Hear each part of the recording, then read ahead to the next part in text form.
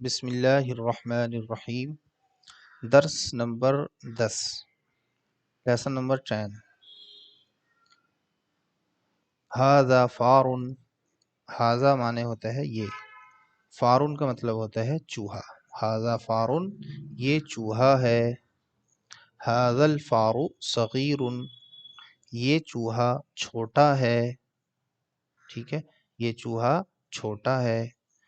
تو جس کی طرف اشارہ، ایک تو وہ ہوتا ہے جس سے کسی چیز کی طرف اشارہ کیا جاتا ہے، ایک وہ ہوتا ہے جس کی طرف اشارہ کیا جاتا ہے، جیسے کہ ھذا الفار، یہ چوہا۔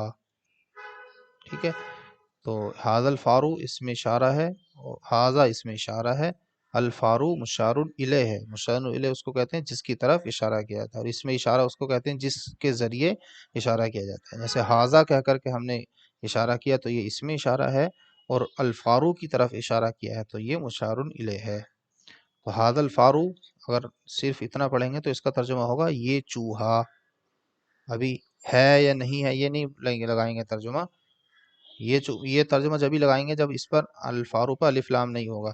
ٹھیک ہے، کیونکہ خبر جو ہوتی ہے، جو پریڈیکیٹ ہوتا ہے، وہ عام طور سے بغیر الف لام کے آتا ہے۔ تو جب خبر ہوتی ہے تبھی ہے کا ترجمہ لگاتے ہیں، مبتدا اور خبر دونوں چیزیں ہوتی ہیں تبھی ہے کا ترجمہ لگاتے ہیں کہ ایسا ہے۔ اور خبر نہیں ہے یعنی پریڈیکیٹ نہیں ہے، صرف سبجیکٹ ہے تو ہے کا ترجمہ نہیں لگاتے۔ تو الف لام جب لگ جائے گا تو یہ ھذا الفار دونوں مل کر کے سبجیکٹ بنیں گے، یہ دونوں مل کر کے کیا بنیں گے؟ سبجیکٹ بنیں گے۔ پھر صغیرن پریڈیکیٹ بنے گا، تو جب تک ہم صغیر نہیں بولیں گے تب تک ہے کا ترجمہ نہیں لگائیں گے۔ ھذا الفار، یہ چوہا۔ اب کیا ہے یہ چوہا؟ اس پر کوئی خبر لگائیں گے تب ہم ہے بولیں گے۔ صغیر چھوٹا ہے، اور صغیر نہیں بولتے تو صرف اتنا ہی ترجمہ رہتا، یہ چوہا۔ یہ میں اس لیے سمجھا رہا ہوں کیونکہ آگے جا کر کے تمرین میں آپ کو اس ایسا وہ لکھنے کو بولا جائے گا، تو آپ اس کو یہیں سے سمجھ لیجئے۔ ذالک قط، ذالک کا مطلب وہ، قط مانے بلہ۔ ایک ہوتی ہے بلی، وہ میل ہوتی ہے، فیمیل ہوتی ہے، اور بلہ جو میل ہے۔ ذالک قط، وہ بلہ ہے۔ اب اگر اس پر الف لام لگا دیں قطن پر اور کہیں ذالک القط تو کہیں گے وہ بلہ۔ اب کیا ہے وہ بلہ؟ اگر کبیرن بولیں گے تو ہے کا ترجمہ لگائیں گے کہ وہ بلہ بڑا ہے، اور نہیں بولیں گے تو صرف یہی ترجمہ رہے گا، ذالک القط، وہ بلہ کبیرن بڑا ہے۔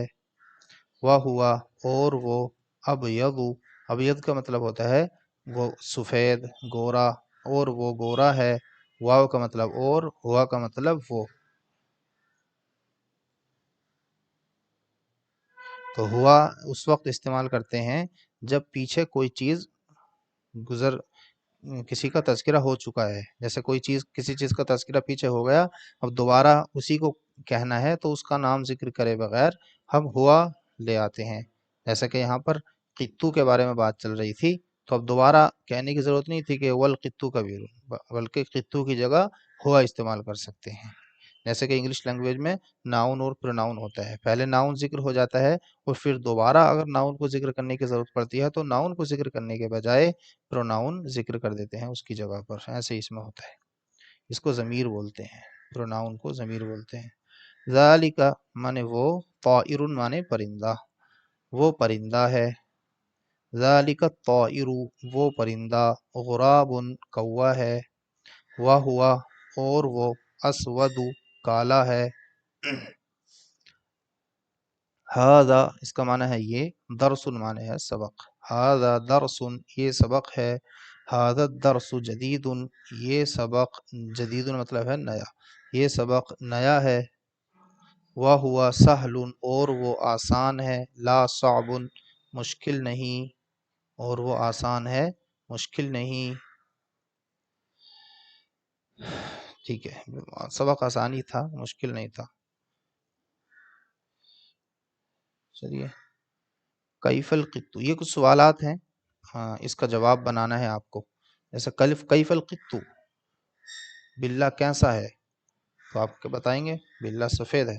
وہوا القط ابیض، آپ اس طرح کہہ سکتے ہیں القط ابیض، بلہ کیسا ہے؟ سفید ہے۔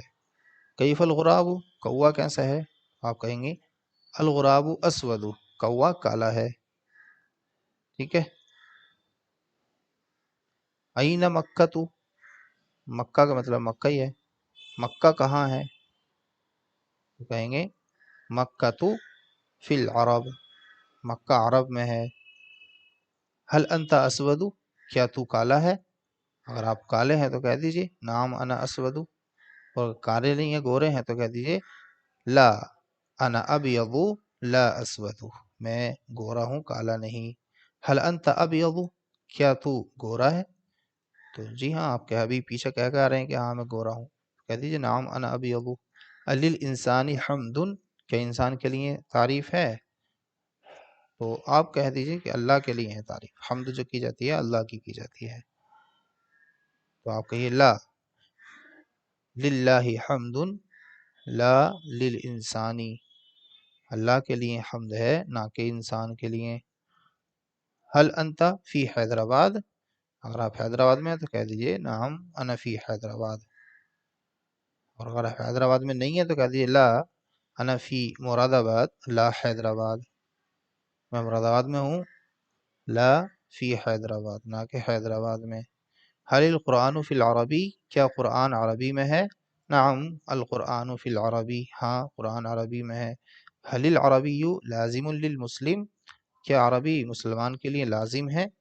تو آپ کہیے نعم العربی لازم للمسلم، ہاں عربی مسلمان کے لیے ضروری ہے تاکہ وہ قرآن کو سمجھ سکے، قرآن کے پیغام کو سمجھ سکے، بہت ضروری ہے اس کو سیکھنا۔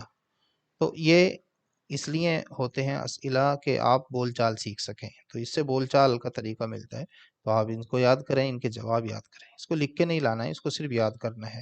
اب جو لکھ کے لانا ہے وہ یہ ہے ترجمہ کرو، یہ لکھ کے لانا ہے۔ کیا لکھنا ہے؟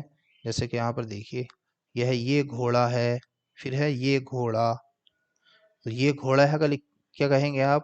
ھذا فرس، یہ گھوڑا ہے، اور صرف یہ گھوڑا اگر بولیں گے تو جو میں نے پیچھے سمجھایا تھا الف لام لگا دیجئے، ھذا الفرس، یہ گھوڑا، بس۔ وہ بندر ہے، ذالک قرد، وہ بندر، ذالک القرد، ٹھیک ہے؟ تو یہ سمجھانا چاہ رہے ہیں آپ کو، جو میں نے آپ کو لیسن میں سمجھایا تھا وہی بات یہاں پر کی جا رہی ہے۔ تو اسی طرح سے پورے لیسن کا ٹرانسلیشن کر کے لائیے گا، جو الفاظ آپ کو اس میں سمجھ میں نہ آئے ان کو ویسے ہی لکھ دیجیے۔ عام طور سے وہ الفاظ جو نئے ہوتے ہیں وہ عربی کے ہی استعمال کیے جاتے ہیں، تو ان کو ویسے ہی آپ لکھ دیں، ٹھیک ہے؟ صلو علی الحبیب صلی اللہ علیہ محمد۔